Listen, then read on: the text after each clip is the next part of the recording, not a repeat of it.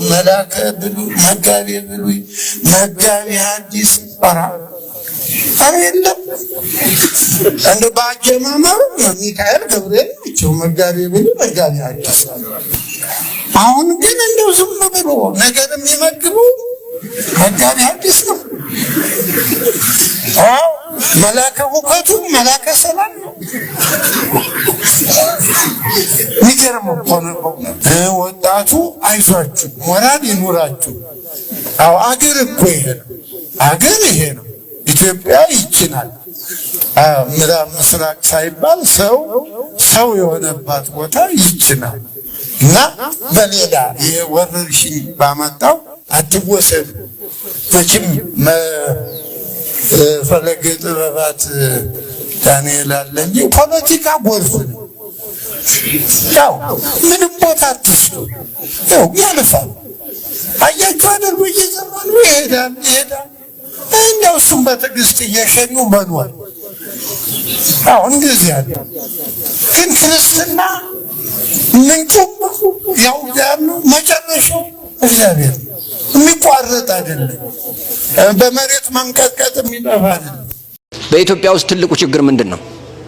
ቅድም ስጠይቅ ነበር ካንተ ጠይቄ ነበር። በኢትዮጵያ ውስጥ ትልቁ ችግር ምንድነው? የመጨረሻው ትልቁ ችግር ምንድነው? በክርስትና ውስጥ ክርስቲያን ያልሆነ ክርስቲያን መሆን ክርስቲያን ሳይሆኑ ክርስቲያን መሆን እንደዚህ እኮ ነው። በተለይ ቄሶቹ ቄስ የለም እዚህ አለ ስንት ነው አላችሁ እናንተም መስሩ ናችሁ ቄሶች አይደላችሁ ኤው ቤተክርስቲያን አይምሮአችን ውስጥ የለችም በቤተክርስቲያን የምናገኘው ጥቅም ነው ያለው እኛ ወንድሞቻችን ጵጵስና ካይምሮአቸው ቢኖር ጵጵስና የሚሰጠው ጥቅም እንጂ የጵጵስና ኃላፊነት ስላልገባቸው ነው ወጣ ብለው ቀሚስ አለባብሰው ጳጳስ ነን ያሉት ጵጵስና የሚጠይቀውን ኃላፊነት የሚያቅሰው አይደለም ሌላ ልብስ ይላለብስ የራሱ ልብስ ይከብደዋል እየሰማችሁኝ ነው ለምንድነው እንደዚህ የሆነው ይባል ክርስትና የሚባለው ጽንሰ ሐሳቡ ራሱ ባይምሮአችን ውስጥ የለም መንፈሳዊነት የሚባል ነገር የለም እምንቆመው ለእንጀራ ብቻ ነው አንድ ጊዜ ተረኞች ነን አሉ ቀዳሾች ለምንድነው ተረኛ ሆናችሁት እየጠየቅኳቸው ንገሩኝ እንጂ ለምንድነው ተረኛ ሆናችሁት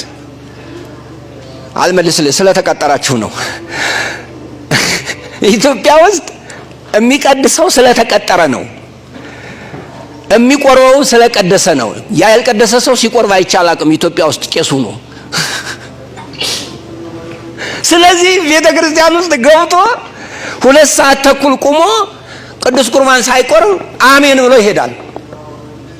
ምን ቄስ እኔ ተናጋሪዎችም ሁላችሁ ወደ ውስጣችሁ እንድታስቡ ፈልጋለሁ አዋቂነት መንፈሳዊነት አይደለም በነገራችን ላይ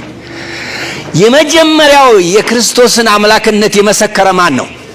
የመጀመሪያው ፍጡር ማን ነው ንገሩኝ ቶሎሉ እንደነል ሰይጣን አውቃለሁ አንተ ማን እንደሆንክ አውቃለሁ ቅዱሱ የእግዚአብሔር ልጅ በእውቀት እሱ ይበልጠናል ግን ምን ይሆናል አይድንም ስለዚህ ዕውቀት ምንም አይደለም ውስጡ መንፈሳዊ ካልሆነ መንፈሳዊ ስለዚህ ከዚህ የምታሰለጥኗቸው ልጆችም የሚጽፉትም ምኖችም መንፈሳዊ እንዲሆኑ ያስፈልጋል አንድ ሁለተኛ እስካሁን እንዳደረጋችሁት ከጥቅም ጋር አታያይዙት ስራ ከጥቅም ጋር ከተያያዘ ይሞታል ሶስተኛ እምሰሩት ለምንድን ነው ራእይ ይኑራችሁ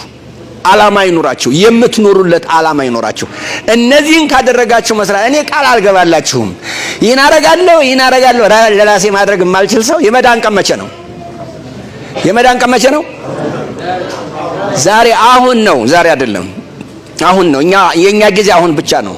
ካሁን በኋላ ምን እንደምንሆን አናውቅም። ስለዚህ አሁንን ለመኖር አሁን ስራ መስራት ያስፈልጋል።